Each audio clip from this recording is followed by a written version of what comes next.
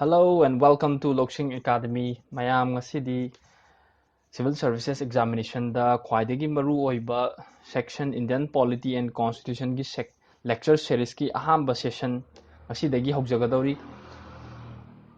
Ihan hana horokpa matamda lecture si haudringai da khoina mamang da previous year question gi chawpa train ama yengsi 2013 da 13 questions hange 14 da 11 and then 15 the 13 questions 16 the 7 questions 2017 the Indian Polity and Constitution kaktadagi to 22 questions laki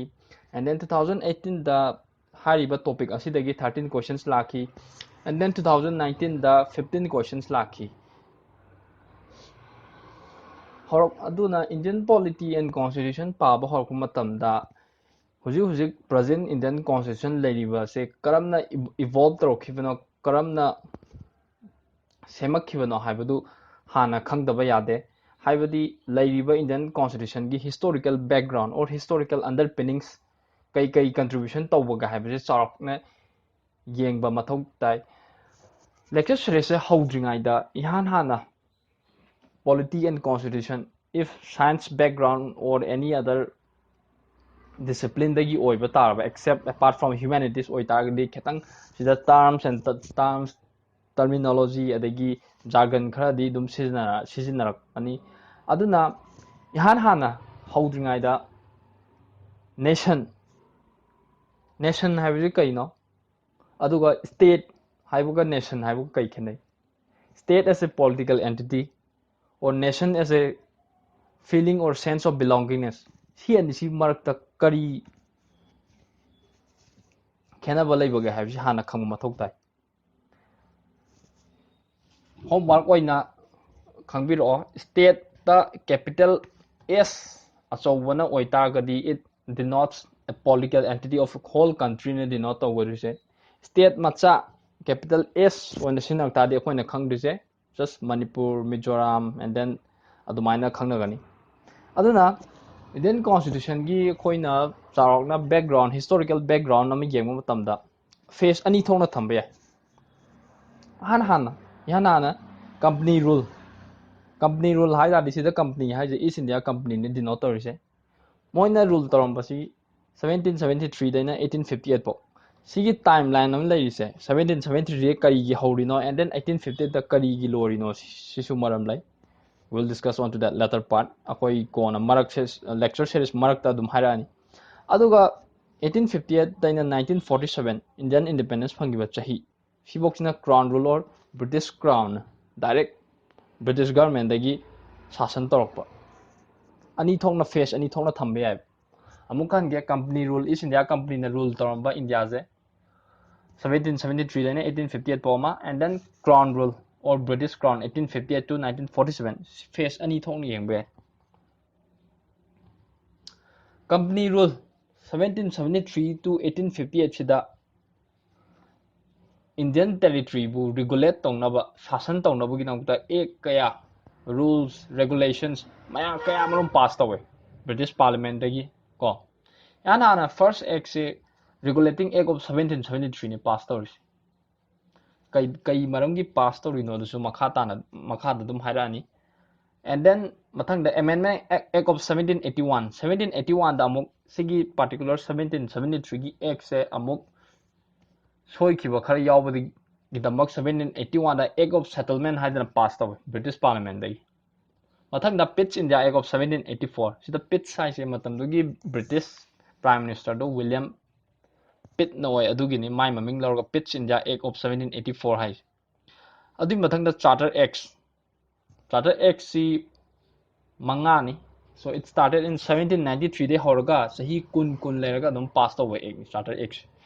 1793 dong tawre mathang da 1813 da muk mathang da 1833 da and last 1853 da kai maram gi loi no haibagi reason su lai taseng badi modern history gi part ni Indian polity da sin nari se atai nate hujik lairiba Indian constitution present constitution se sigi background ma yeng bane mathang da crown rule 1858 to 1947 sida muk pass tor se ihan hana government of India act ko GOI haina dum denote tore Act 1858 ihan hana and then mathang the Indian Councils Act ICA ko 1861 the passed away first and then 1892 da and then 1909 da mole minto reforms haina khongnai mole minto reforms ha je mi maming atani mole se matam dugi British India gi oina secretary state oi aduga minto na viceroy over India British India gi mathang the Government of India Act 1919 Montagu Chelmsford reforms sisu Montagu se secretary state and Chelmsford was the viceroy mathang the Government of India Act 1935 and then last the Indian Independence Act 1947 sidai di independence anum phangedana so aduna British na rule tarambasi India evolution of Indian Constitution akhoi yengba matamda phase ani thokna khaidok pai company rule East India Company 1773 to 1858 haibama and then Crown's rule or British Crown na direct power si subsume tawgra matungda British India gi mawong matok kamai tawge habdu yengbane 1858 na 1947 paw aduna company rule 1773 1858 ahamba phase to akhoi si timeline am sem sida 1773 1780 to si je keno doni sigi timeline 1773 1781 si je timeline on a sem dok pane 1773 and then 1781 1784 1793 1813 1833 till 1853 bo Sina Regulating Act of 1773 duni sina Act of Settlement or Amendment Act of 1781 sina Pitts India Act 1784 sina Charter Act Mari duni 1793 sahi kun lerga amuk Charter Act 1813 sahi kun si 2019 da hangre sahi kun nong lerga Charter Act of 1833 and then the last Charter Act 1853 sahi kun gi difference adum lai British na India da lak pasi 1600 tani lalol itik tauge hana lai East India Company haiba ming se lorga moi la ko matam dugi British Queen ko Queen Elizabeth I dagi moina Royal Charter ama puruga lai Royal Charter haibadi sumaina Indian subcontinent da lalol etik tawase only East India Company khaktana yaba haidare England dagi oina atopa company amatana Indian subcontinent da khut thingjanba yadaba adumbai exclusive trading rights ama Queen Elizabeth na East India Company da pire lai 1600 ta lai laga matungda farman lawba adagi sahala mamangda leidana adik Mughal emperor mamangdi lawdana and then lots of process laigre adudi yam kupna si Indian polity da di maru oidre but modern history ki pane aduna polity ki context na inara si aduna East India Company ga matamdugi India da palamba ningthau singa lan maru oiba lan ani ni thoise Battle of Plassey 1757 East India Company ga Nawab of Bengal ga and then Battle of Buxar 1764 da EIC ga and then combined armies of Nawab of Bengal adi atopasu yauri sigi battle 1764 ni yam maru oise because 1764 sida combined armies Nawab of Bengal ne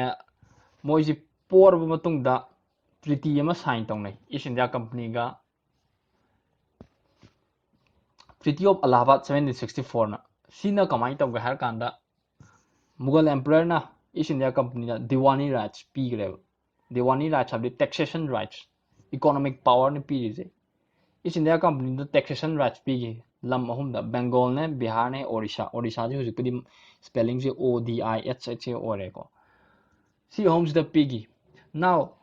East India Company a whole trading company yamana trading rights phangi bahai se moi the economic power leramne obviously economic power or revenue generation source am leramne moi the corruption mayam hengal leba matam di Robert Clark oi puk kon no idana khotana mai to adai di ason England the pressure lai moi gi sigi Royal Charter se kakthat law East India Company ki affairs se whole company se corrupt oire aduna ketang reform to mathau tane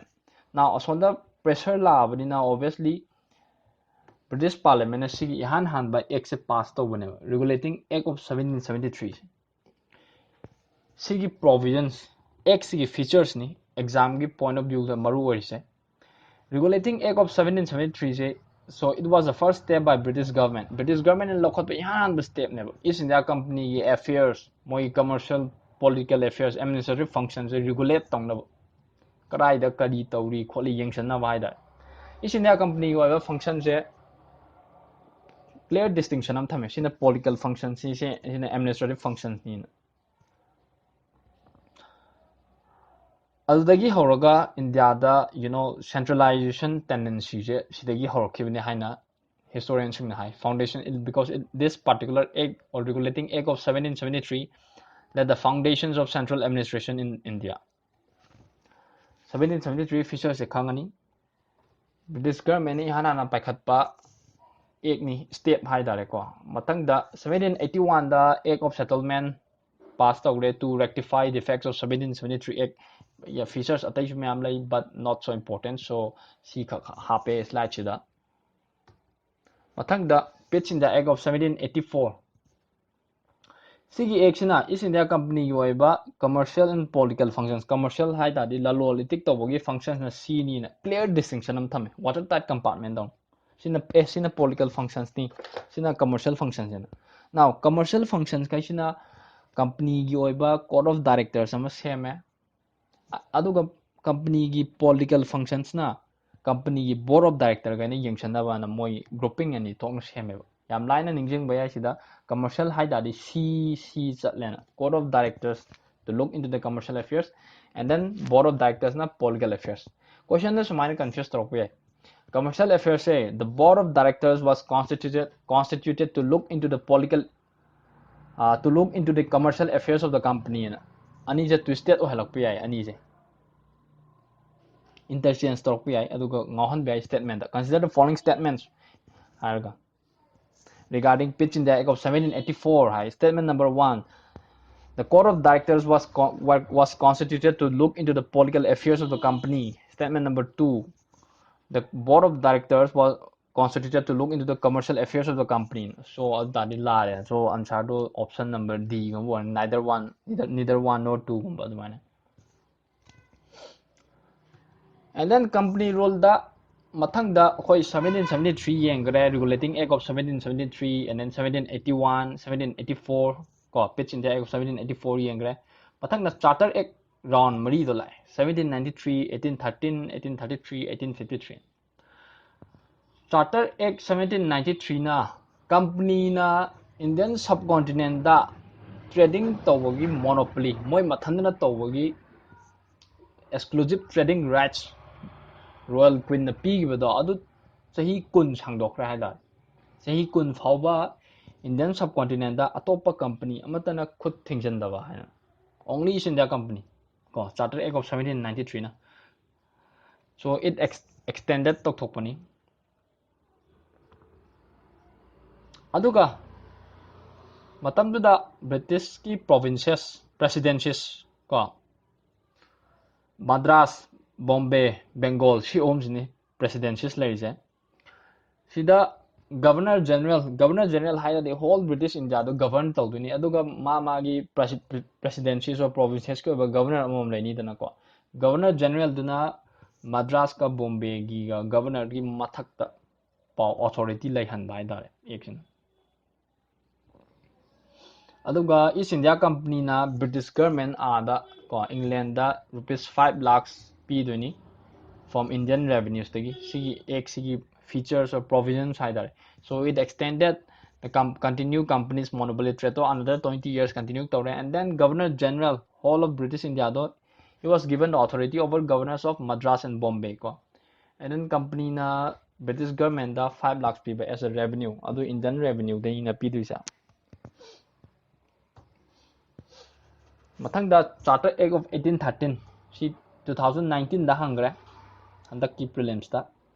now company gi trade monopoly do se sahi kun extend to wa hai bani dana now sahi kun sure 1813 la dana ko sahi kun sura bani na trade monopoly nga sai continue to the law so it ended the monopoly of East India Company except for tea and trade with China si natana atai trade khaidi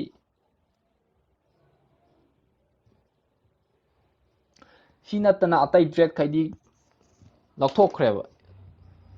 so huzik Charter Act of 1813 की matung inna East India Company se magi hal trade monopoly there but in terms of cotton or by spices or by jewelry or by precious stones or by madu me adugi monopoly there do East India Company gi lothokre. That means other companies from England gi la aga trade to yare except China ga tea and trade to di it was only given to the East India Company. Aduga sigi ek sigi provisions the Christian missionaries, European Christian missionaries and then Western Christian missionaries, so they were allowed to preach in India. Haibadi India the Christianity shandokpa yabagi ayaba piba. Adunani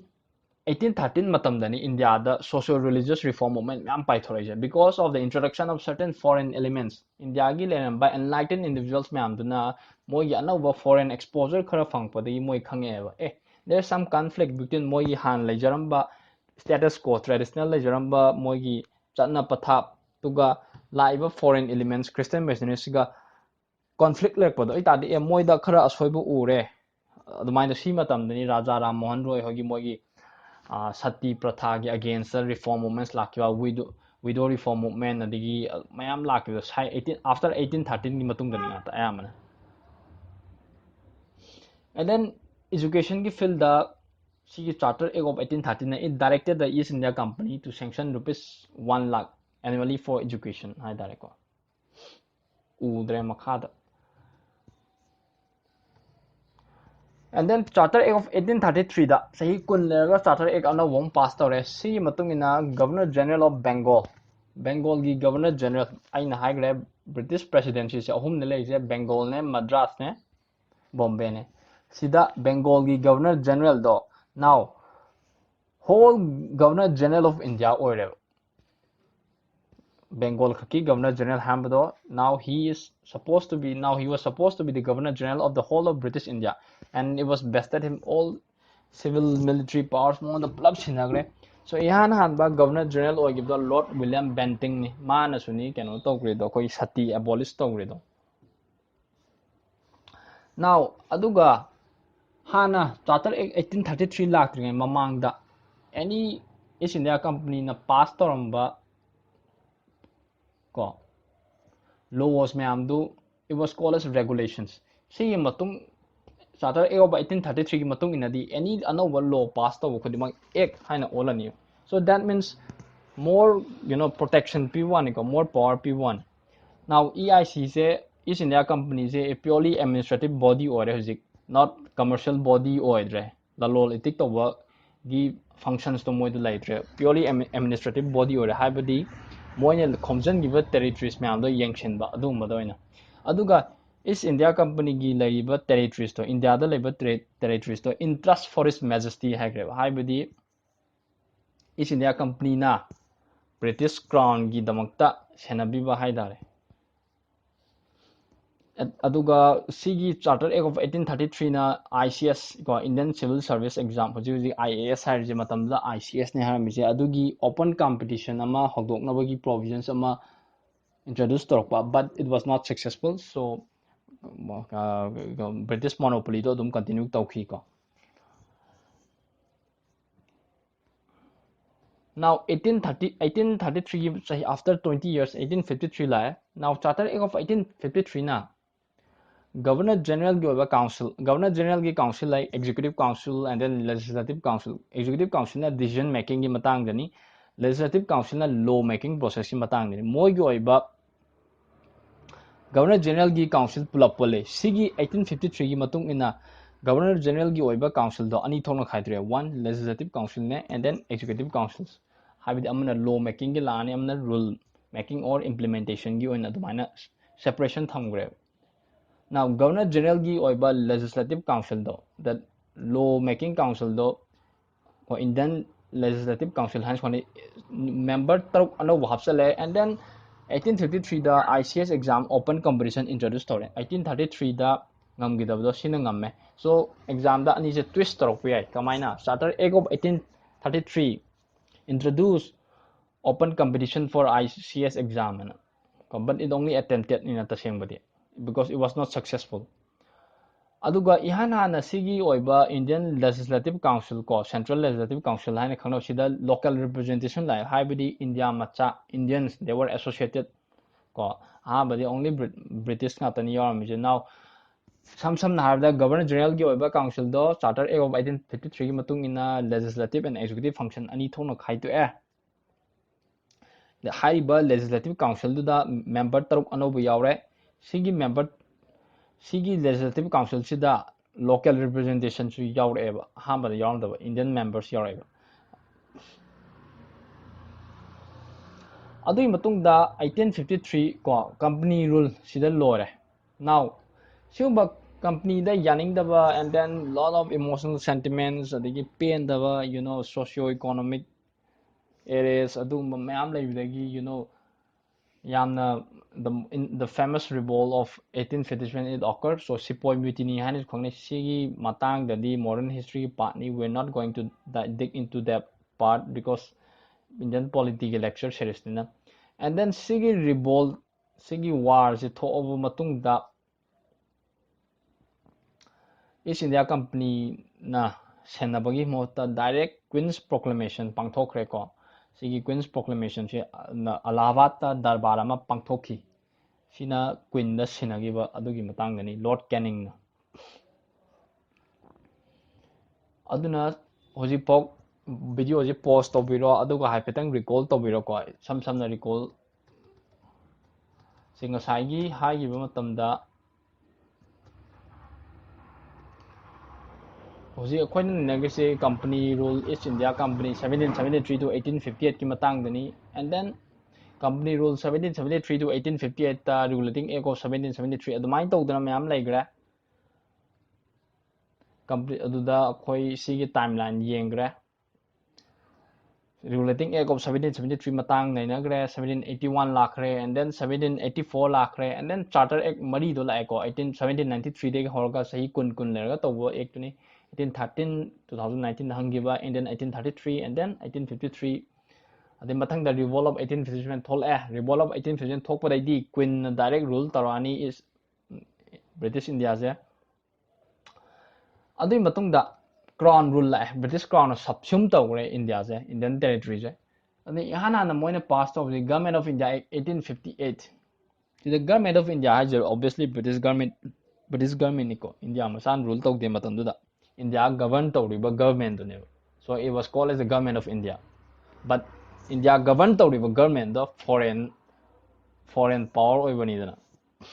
government of India Act 1858 Act for Good Government of India and then Indian Councils Act ICA ana denote tore 1862 igre sida 1861 ogidawni and then Indian Councils Act 1892 and then after that Indian Councils Act of 1909 Parliamentary reforms adagi Government of India Act 1919 Montagu Chelmsford reforms and then Simon Commission 1927 Government of India Act 1935 and then last the Independence Act 1947 aduna ihan hana 1858 Act da 1858 Act da kai changes lakiba obviously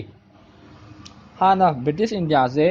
was purely administered by the East India Company hoji crown subsume tawre Allahabad ta darbar pangthokre dana ko 1858 Act se passed over the East India Company se abolish tawre aduna all powers whether it be administrative or political or economic powers or they were all transferred to the British Crown. East India Company were powerless, toothless tiger either. Although India said it was to be governed in the name of Her Majesty, Queen Gimamingda. That means British India was, India completely occupied the Haibugum. Other Governor General of India high do Ishamsan Mingamu Tokre to Viceroy of India high. Adana Viceroy Hyber Governor General Hyber confused Tobirunu. Revolt of 1857 gi Mamanga Tokibiduna Governor General High 1858 Act passed over the Governor General of India though now it was called as the Viceroy of India. Ihan Viceroy Lord Canning no. Now company gi double system of government ngasagi Council of Directors, Board of Directors, Council of Directors kay view was commercial affairs ni ko. Board of Directors di political affairs.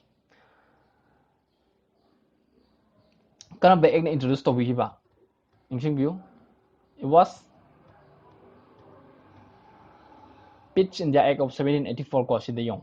Court of Directors na Commercial Affairs, Board of Directors na Political Affairs. So double system of government in interest. Sigi double system of government se abolish tawre 1858 act na aduga changes portion mana Secretary of State for India na office anabom seme. Now sigi Secretary of State se si British Parliament da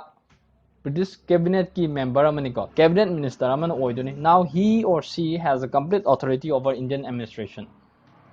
1858 act ta revolve of 1857 thokra matung da lakpa act se ko Act for Good Government of India si je East India Company abolish tawre, and then all powers, be it administrative or political or commercial or whatever job is it now, they were all transferred to the British Crown. And then British India do in the name of Her Majesty the Governor Tony, and then Governor General gi maming do Viceroy of India on thokre ihan han Viceroy do it was Lord Canning, and double system of government abolished tawre. Now that means Council of Directors, Board of Directors, there will be no such thing as that. And then Secretary of State for India ko office anobom hapkre, he or she was a British cabinet minister. And then Indian Councils Act of 1861 sigi ek sigi matung ina law making process ta India masa yahan grant they were associated, and then non-official members haidina viceroy na ko nominate tawni, not elected, nominate ni ko. And then decentralization process or decentralization haida the power devolved in local form of government, in the centralization haigana power plug mathakta chingkhatkiba haidare ko adudi 1773 na hogibni. Now decentralization je Indian Council Act of 1861 dagi hore hojik lairiba se panchayati raj the municipal corporation or council or whatever she lies a form of decentralization ni ko power do local or grassroots level yen thore ini dana ko adoge NWFP ka Punjab ki go oiba legislative council seme हाइबदी north western frontier province का पंजाब की अदुगा portfolio system departmental wise खाइदोकपा को सिगी याम हंगी करंबा एक ना पोर्टफोलियो सिस्टम इंट्रोड्यूस तौगेना. So it was 1861 यान हान बे एक्शन को काउंसिल्स एक्ट अदुगा वाइसरॉय ना ऑर्डिनेंस इशू तौनी ड्यूरिंग इमरजेंसी टाइम होजी होजी प्रेसिडेंट ने ऑर्डिनेंस इशू तौबा सामाने सिने लाइफ टाइम 6 months को. And then 1892 act like now budget preparation the yauriba non-official members or Indians or whatever, they were given the power of discussing the budget but no right to vote the or just about discussion. And then even budget discussed on the supplementary questions ko mo adubo hangba yahan gide ko sina. So though 1892 act gave the power of discussing the budget, supplementary questions were not allowed to ask. And then limited in indirect use of election in filling up non-official members to the indirect method of election sinabagi process ama horaki 1892 act but election war to act to the sinagide ko si dum smaina hangbe statement wanda that according to the 1892 act mention election war no, so statement will be false, right? Mathang the Indian Councils Act of 1909 last Councils Act ni mole minto reforms ai si mole du matam du gi Secretary State ni, and then minto na Viceroy of India ko sina Muslims kambu da separate electorate ki provision pi gre ya maru ba provision ni ko se adu in red machu da ire se. Now separate electorate ki concept se keno ni voting vote thada ba matam da only particular ko representation je Muslim macha khangna vote to ba ya ba haidare ballot ta changbal da Muslim gi oiba tungan ba electorate ama same duine no Hindu or no Sikhs, they were not allowed to vote in that particular electorate to that only Muslims. So it was a kind of it was a form of communal representation kai gila khino hai da di maram lai se aga khamoi unagi ba adu modern history pa ni now polity context adu na naro si. So 1909 ihan hana separate electorate for Muslims adalaki, and then Governor General Global Legislative Council do mi 16 dagi hengkre 60 fau yagre, and then supplementary questions and resolution budget yahan gre si aham bada yagide but 1909 ektagi yagre. And then ihan hana India macha Viceroy gi Executive Council da associate tawo hogre. Executive Council hai bini ko not Legislative Council ihan hana India je was Satyendra Prasad Sinha. He was appointed as a law member ko. Mathangda yengdu Government of India 1919 ko Montagu Chelmsford reforms. Si dasu matamdugi Secretary State che Montagu ni aduga Viceroy of India du Chelmsford ni. Provincial subjects hai taragadi matamdudu labor provinces govern tongna ko say in terms of education or in terms of forest or in terms of weights and measures or adugi provincial subjects to ani thokno khaidok pai that was transfer and reserve. Now transfer, so diarchy system ko dual scheme of governance ni provincial subjects ani thokno khaidok se adugi do that was called as diarchy. Transferred subject kaiduna there were to be governor gi legislative council gana yengsalani law making council dana, and then reserve subject kaina governor ga executive council ga. Now sumaina ani khaidok pai significance si reserve subject ta challiba, say for example education or local sub government or executive council na decision low ba yarne havni ko dugo mari lena subject kai, say for example now education gi matang da oiba koina law gumba any regulation passed of gai tardi it was not to be taken for discussion into the legislative council. Law ma sema just executive member amana adum aduga mari lainaba rules or regulation ama pass tawga dum yani.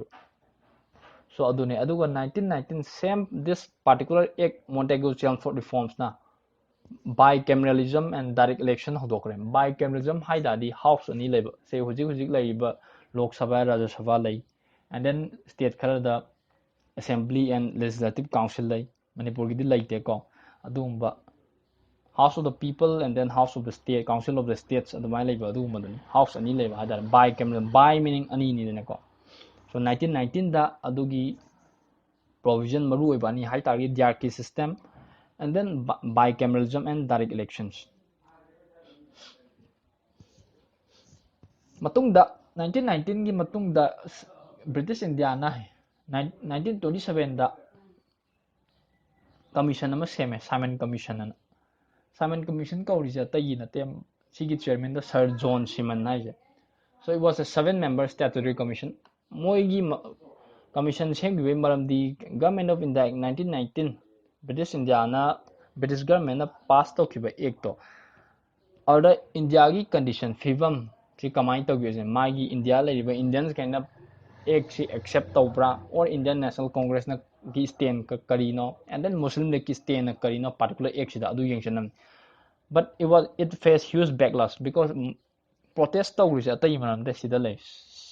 Simon go back high see because India masa amta yaudaba. So it was a huge insult, a big insult to all the Indians, to the INC and to the Muslim League. Some foreigner to decide the future of India, adugi matangani ko. And then see commission na obviously commission na laita di recommendation khalani recommendation da kaya mana diarchy system masagi dual scheme of governance to transfer and reserve subject adugi provision to lokthokro, but diarchy system je only center do ine adopt to na recommend to okay ko. Aduga nasagi separate electorate concept to, and then it's further recommended to continue it. Aduga federation am established to. That means agreement between two units like British India and then laiba princely state myanga pullaga federation am same one haiki. Now see Simon Commission na pigiba recommendation gi proposal do karai fawa accept to yai natraga yade habi yengsanam with a series of round table conferences myam seme ko London da RTC. And then based on those all those conferences aduga a white paper on constitutional reforms and a report am seme aduga report to particular British Parliament committee in the submit to ko. Simon Commission seme 1927 da India macha amta yaude mi tare ni. Now Simon go back and a protest myam to even Gandhi Gandhiji Indian National Congress everyone protested, you know. Commission to gi main purpose ti kana Government of India Act 1919 gi condition yengsan ba India ma sa accept to bra to da bra recommendation there ki abolish to haire. Next ta aduna mathang da communal award 1932 ko communal award chi kenoni matam da British Prime Minister si Ramsay MacDonald oi mana masagi 1909 da separate electorate concept lakibado. Now abolished the mota, it further extended to separate electorate depressed class is scheduled caste man adong extend to mo dong pire Muslim ki tungan ba separate electorate laire and then Sikh ki mu tungan ba laire religious basis ta Indian Christian ki oi ba tungan ba electorate laire India masak Muslim khatang na vote to ba ya ba electorate adagi Sikh khatang na vote to ya ba electorate the Anglo Indians khatang na vote to ba ya ba and then Europeans khatang to ya ado maina lairi ba direct to the schedule casting da muk separate electorate on pigre e schedule cast ki tungan electorate am shemon. Now obviously the reaction da Mahatma Gandhi na masi matam da jail da lai Jirabada jail Pune da ko so mana sigi award se semdok na bai dong tama sara hel matung yanaba purok na wai duna Indian National Congress ka depressed class ki leader ko Dr. B.R. Ambedkar ga yanaba purok ki that agreement was called as Pune ki matung na sumaina ki Hindu join electorate ki oi badi retain tawsi but depressed class or scheduled caste ki oba separate electorate to adu tawrege moi gi oiba seat reserve khara thambiro adumai tor yanagi ko so communal award 1932 gi matang deni haigre do so not only separate electorate to extend tarpa matang the government of India 1935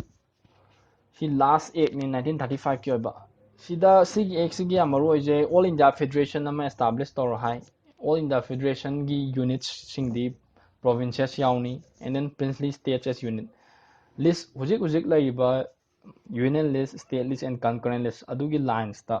sidagi adopt torkibani got federal list center khatang na power laiba say in terms of law making powers and the fundamental rights ko ro umba ko it was federal list center gi oba and then provincial list provinces ko oba and then concurrent list haibadi center ko provinces ka animangna law sembe yaba list ama seme and then residuary powers ahumak sida chandaba neither in federal list as yaudaba provincial list as yaudaba concurrent list as yaudaba aduguma powers na governor general si hangre so there ki abolish tawgre but there ki do center da adopt tawki so there ki was abolished at the provinces but it was adopted at the center at the bicameralism 11 provinces ki taruk talaki kai da Bengal ne Bombay ne Madras ne Bihar ne Assam ne United Provinces yam ngakninga wadi Assam da matam da bicameralism introduce ta huji ki moi je unicameralism government ko only Assam legislative assembly le je moi council legislative council laite ko aduga separate electorate separate electorate ki evolution je yana 1909 da lae and then the sida mo 1932 the communal award on period hujik na mo nupi ga labor workers ka dom moi gi tungan electorate am same gre aring asai government of India 1858 just after 1857 revolt gi matung da establish tawgi ba council of India da adu se abolish tawgre and then franchise extend tawgre franchise voting rights ko aduna charak na India ma cha matam da 10% voting right kum lai and then federal court am established like Supreme Court ki time to decide on federal matters and establishment of a Federal Public Service Commission, Provincial Public Service Commission, and then Joint Public Service Commission. See, home se established tau haidana 1935 ki ex na it mandated. Matang the last Indian Independence Act of 1947. Matang the British Prime Minister Clement Attlee oi. Mana lautoki British India da leiba British rule se June 30 1948 ta loir gani but 1948 tadi loi de 1947 and adugi maram se it was because Lord Mountbatten tharakiba ko Mountbatten plan ni matung ina mana ni partition ni plan ya sema mi ko so 19 aduna si 1947 ek si matung ina British India da leiba British rule se so it ended on August 15 1947 da ko the India se declared it was declared as an independent and sovereign state India partition tawgre and two independent dominant semgre India ma Pakistan ma and then right to secede from the British Commonwealth British ki oba Commonwealth nation samni laina British na occupy torma territory myam adu gi oiba ko India se partition tawre in dominant of India and dominant of Pakistan seme now ꯁꯤꯒꯤ ꯃꯇꯨꯡꯗ ꯚꯥꯏꯁꯔꯣꯏꯒꯤ office abolish ꯇꯧꯈ꯭ꯔꯦ and then ꯃꯣꯏꯒꯤ ꯑꯣꯏꯕ dominant ꯑꯅꯤꯁꯤꯒꯤ ꯑꯣꯏꯕ ꯍꯥꯏꯕꯗꯤ India ꯑꯃꯁꯨꯡ ꯄꯥꯀꯤꯁꯇꯥꯟꯒꯤ ꯑꯣꯏꯕ ꯗꯣꯃꯤꯅꯦꯟꯁꯤꯒꯤ ꯃꯣꯏꯒꯤ ꯀꯣꯟꯁꯇꯤꯇ꯭ꯌꯨꯁꯟ ꯑꯦꯁꯦꯝꯕ꯭ꯂꯤ ꯑꯃ ꯁꯦꯝ ꯀꯣꯟꯁꯇꯤꯇ꯭ꯌꯨꯁꯟ ꯑꯦꯁꯦꯝꯕ꯭ꯂꯤꯁꯦ ꯃꯣꯏ ꯀꯣꯟꯁꯇꯤꯇ꯭ꯌꯨꯁꯟ ꯑꯦꯗꯣꯞ ꯇꯧꯅꯕ ꯁꯦꯝꯈꯤꯕ ꯑꯦꯁꯦꯝꯕ꯭ꯂꯤꯅꯤꯀꯣ ꯁꯤꯒꯤ ꯃꯇꯥꯡꯗ ꯅꯦꯛꯁ ꯂꯦꯛꯆꯔ ꯅꯝꯕꯔ 2ꯗ ꯅꯩꯅꯔꯛꯑꯒꯅꯤ ꯑꯗꯒꯤ secretary of state for India abolish ꯇꯧꯈ꯭ꯔꯦ ꯑꯦꯟ ꯗꯦꯟ ꯑꯣꯜ ꯃꯥꯒꯤ ꯍꯥꯟꯅ ꯁꯦꯀ꯭ꯔꯦꯇꯔꯤ ꯑꯣꯐ ꯁ꯭ꯇꯦꯠꯁꯦ ꯕ꯭ꯔꯤꯇꯤꯁ ꯀꯦꯕꯤꯅꯦꯠ ꯃꯤꯅꯤꯁꯇꯔꯗꯨꯅꯤ ꯃꯉꯣꯟꯗ ꯁꯤꯟꯅꯔꯝꯕ ꯄꯋꯥꯔꯁ ꯃꯌꯥꯝꯗꯣ ꯀꯃꯟꯋꯦꯜꯊ ꯑꯦꯐꯦꯌꯔꯁꯀꯤ ꯁꯦꯀ꯭ꯔꯦꯇꯔꯤ ꯁ꯭ꯇꯦꯠꯇ ꯂꯣꯏ ꯁꯤꯟꯅꯈ꯭ꯔꯦ ꯑꯦꯟ ꯗꯦꯟ ꯑꯗꯨꯒ ꯏꯟꯗꯤꯌꯥꯒꯤ ꯑꯣꯏꯕ ꯄ꯭ꯔꯤꯟꯁꯂꯤ ꯁ꯭ꯇꯦꯠ ꯀꯣ ꯂꯥꯁ ꯁꯦꯀꯦꯟ ꯄꯣꯏꯟꯠꯁꯦ ꯏꯟꯗꯤꯌꯟ ꯄ꯭ꯔꯤꯟꯁꯂꯤ ꯁ꯭ꯇꯦꯠꯁꯦ ꯃꯣꯏꯗ ꯑꯣꯞꯁꯟ ꯅꯝꯕꯔ 3ꯅꯦ ꯄꯤꯔꯤꯁꯦ ꯏꯟꯗꯤꯌꯥ ꯗꯣꯃꯤꯅꯦꯟ ꯑꯣꯐ ꯏꯟꯗꯤꯌꯥ ꯌꯥꯎꯒꯦꯔꯥ ꯅꯠꯇ꯭ꯔꯒ ꯗꯣꯃꯤꯅꯦꯟ ꯑꯣꯐ ꯄꯥꯀꯤꯁꯇꯥꯟ ꯌꯥꯎꯖꯒꯦꯔꯥ ꯅꯠꯇ꯭ꯔꯒ ꯏꯟꯗꯤꯄꯦꯟꯗꯦꯟ ꯑꯣꯏꯅ ꯂꯩꯖꯒꯦꯔꯥ ꯑꯦꯛꯁꯤꯒꯤ ꯃꯇꯨꯡ ꯏꯟꯅꯗꯤꯀꯣ ꯑꯗꯨꯒ ꯗꯣꯃꯤꯅꯦꯟ ꯑꯅꯤꯗꯣ ꯏꯟꯗꯤꯌꯥ ꯑꯃꯁꯨꯡ ꯄꯥꯀꯤꯁꯇꯥꯟꯒꯤ ꯗꯣꯃꯤꯅꯦꯟ ꯑꯅꯤꯗꯣ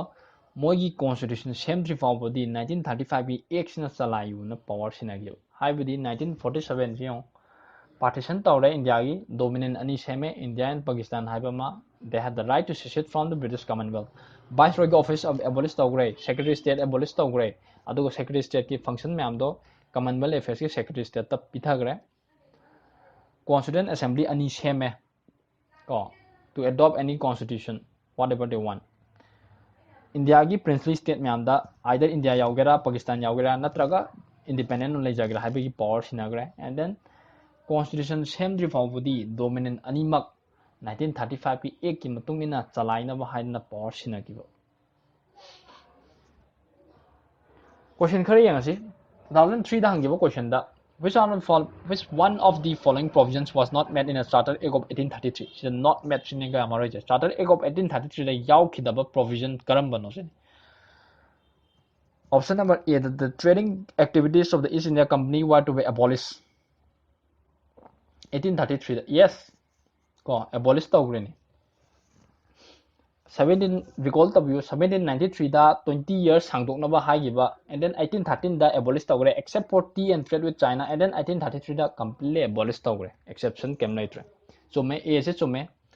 the designation of the supreme authority was to be changed to the Governor General of Indian Council yes singa sai nei nabadi yaugre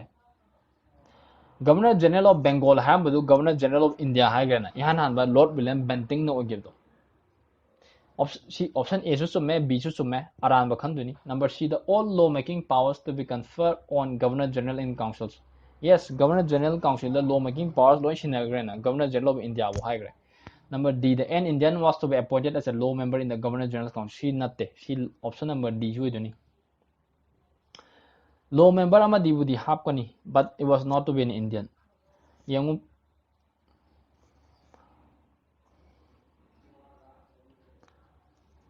See last check and has for the first time Indian associated with the executive councils of Viceroy first Satyendra Prasad Sinha appointed as law member. Karam bekte yaugi recall to view slide si mamang hangala yung view ko.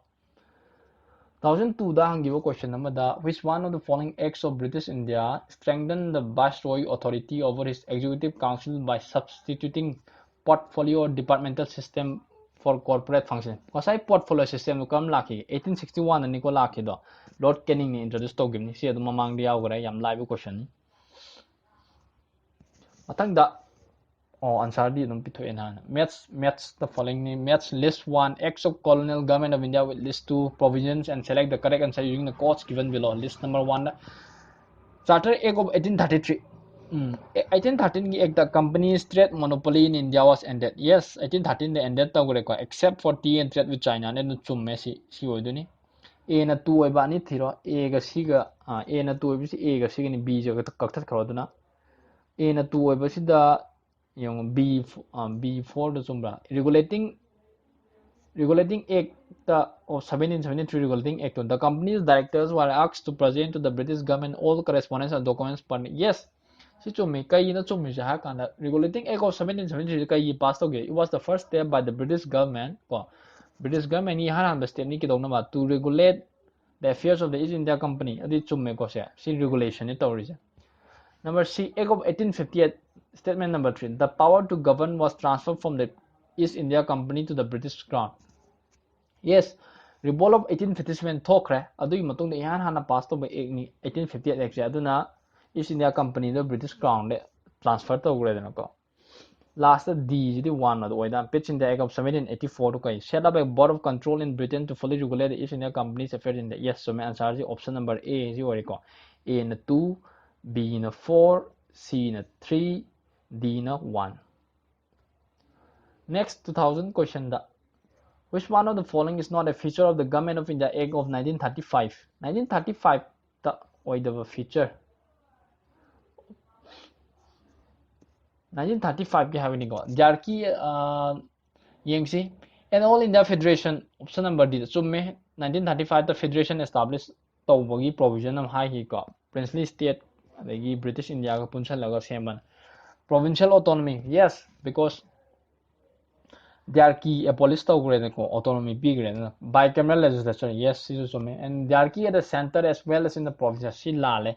Jarki it was only at the center. Provinces the Jarki they abolish tawagre. Simon Commission na hagi bedo.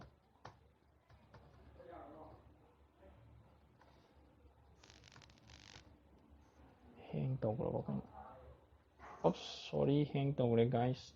Okay, Jarki at the center as well as in ko. Other than Jarki is only at the center ni. Next, 1999 question. The most short-lived of all of Britain's constitutional experiments in India was the 1861, 92, 1909. She the logic na dum khombe option number C jo the chahi khaidok na dum yong 1861 then 1892 bu yo de chahi kya na sang ni ja chahi kunthra muk sang yin dra si de na si bok sin tian tian le sam sam na ra kan si sin 2018 in the federation established by the Government of India in 1935, residuary powers were given to the residuary power was Governor General. The Governor General the Government of India in 1935, the All India Federation established to give a 3 lists, federal list, provincial list, concurrent list, and then residuary powers to Governor General. 2019 question. Consider the following statements about the Charter Act of 1813. 1813 ke matang da. Number 1, it ended the trade monopoly of the East India Company in India except for trade in tea and trade with China. So maximum exact statement of the act. Statement number 2, asserted the sovereignty of the British Crown over the Indian territories held by the company. Say sityong. Statement 1 is so make kang B ji kak thakro. Kaigi. Statement 1 yaw din natra. So tari A natra C natra D do yaw. Chances to 100 75%. Chumba ya bai chance lai. Aduga number 3 the revenues of India were now controlled by the British Parliament. See 3 je la le dum kak thakro. Oi ta answer A je phangena. Kai do bai na 3 la le je. Company na India gi revenue do di on 1813 dana tena pralo shalida 1833 ha ek lady 1853 ek lady dana. So answer is the option A or 1 and 2 only. So aduna ngasigi di sigi matang da hangiba akoina Indian Constitution gi evolution gi historical background am naina gra akoina mayam yengre kai East India Company rule toramba and then British Crown na ko East India Company da 1773 then 1858 poki face ama British Crown da 1858 till 1947 Indiana independence phangba ma adu marong da ek macha mayam na nagre regulating act adagi pitch India act the Amendment Act of 1781, Charter Act 1793 dagi horga 1853 phawwa and then British Crown da 1858 dagi horga 1947 phawwa the Government of India 1919 1935 the separate electorate ki evolution karam pi ki ba Gandhiji na chara hen gi ba adu adagi questions am yengre sumai targa yengbiu ngasi gidi solution jaraga so aduna mathangi lecture number 2 makha ta na bidang ta channel asibu subscribe to biramu so thank you guys, have a nice day.